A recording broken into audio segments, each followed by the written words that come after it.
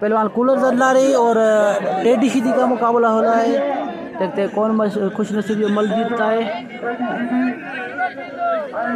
दोनों बड़े मशहूर पहलवान हैं।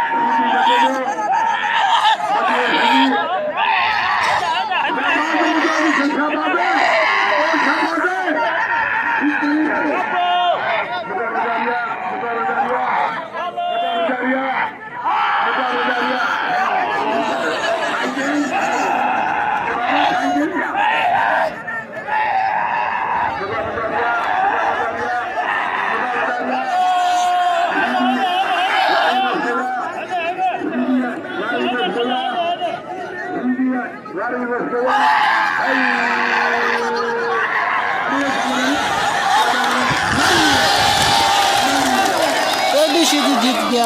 तो शहबाज शीदी ने पकड़ लिया टेडी शीदी को।